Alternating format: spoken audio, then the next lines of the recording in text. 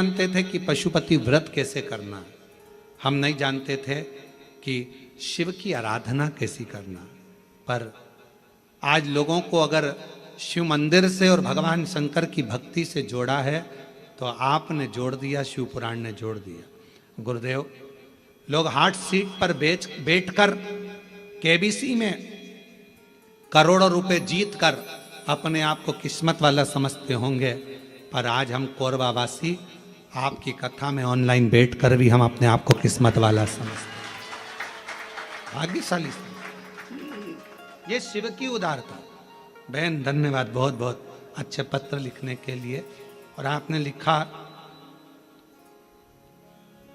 आप हमेशा मुस्कुराते रहें, केवल एक ही युग में नहीं शताब्दियों में कथा श्रवण कराते रहें।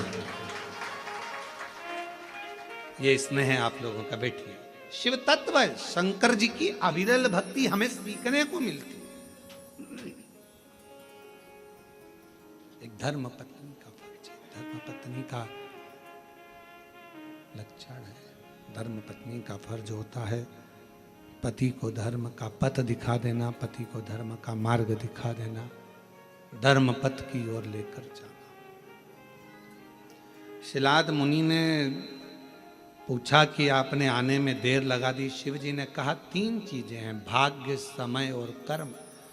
भाग्य में हुआ तो मनुष्य का देह मिल गया, भाग्य में हुआ तो अच्छा जीवन मिल गया, भाग्य में हुआ तो सत्कर्म हो गया, और कर्म अच्छा करा तो तुम्हारा जो बेकार समय चल रहा था वो भी पलट गया। कब पलटता है बेकार समय? जब हमारा कर्म अच्छा हो। श्रेष्ठ कर्म करो, अपने कर्म को श्रेष्ठ करने का प्रयास करो।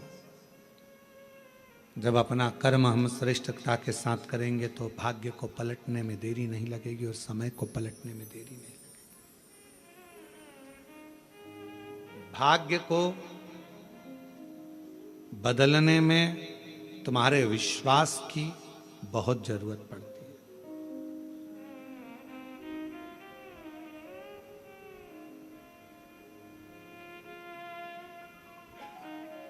पांच चीजें प्रारब्ध से प्राप्त होती है।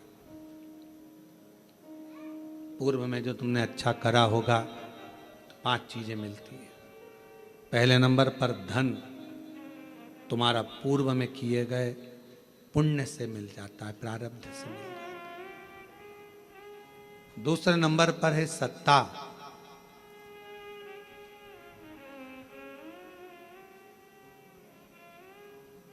कोई सरकारी नौकरी मिली है, कोई अच्छी नौकरी मिली है, कोई अच्छी जगह पर आप अधिकारी बनकर कोई अच्छी जगह पर पद पर अगर आप बैठे हो, सत्ता में बैठे हो, तो ये पूर्व के प्रारब्ध से मिला है। तीसरे नंबर पर है सिंहासन। आप कोई उच्च पद पर बैठे हो, कोई ऊंची कुर्सी पर बैठे हो, सिंहासन पर बैठे हो, ये भी पूर्व के प्रारब्ध से, कोई अच्छे कर्म से हमको प्राप्त हुआ है। इसमें आपका नहीं। धन मिला पूर्व के फल अनुसार, सत्ता मिली पूर्व के फल अनुसार, सिंहासन मिला पूर्व के फल अनुसार। चौथी चीज कही, मकान, दुकान और प्रॉपर्टी, जमीन, ये भी आपके प्रारब्ध से, पूर्व के कर्म के अनुसार मिलती है। कभी कभी किसी व्यक्ति का प्रारब्ध नहीं रहता, उसका पूर्व का कर्म नहीं रहता।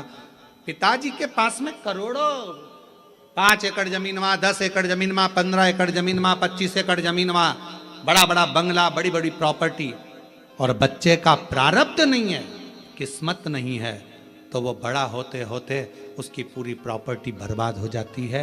मकान, दुकान, बंगला सब समाप्त हो जाता है।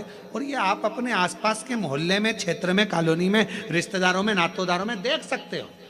अगर प्रारब्ध में नहीं है तो वो बर्बाद हो जाएगा, मिलेगा ही नहीं। बाप ने भले जोड़ी हो, पिता ने भले जोड़ी हो, और अगर तुम्हारे प्रारब्ध में है तुम्हारे किस्मत में है, तुम्हारे पूर्व के कर्म तुमने करा है, तो एक प्लाट नहीं, 2 प्लाट नहीं, मकान नहीं, दुकान नहीं, सब कुछ बढ़ता चले जाएगा। भरे तुम्हारे पास में धन है कि नहीं है, पर धीरे धीरे संपदा, प्रॉपर्टी, दुकान, मकान, ये सब बढ़ेगा। ये प्रारब्ध से।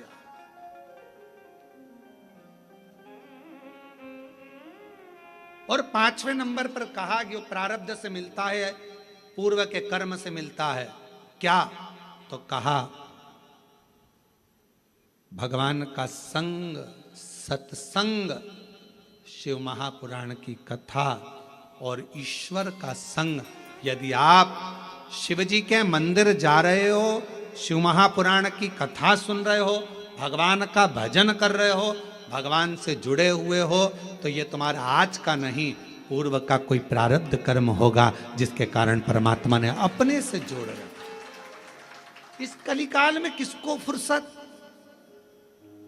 किसको फुर्सत? आपके पास भी समय नहीं है। आप लोग वो तो यहाँ आए हो, मन है कि हमें कथा सुनना है, सावन के महीने की कथा सुनना है।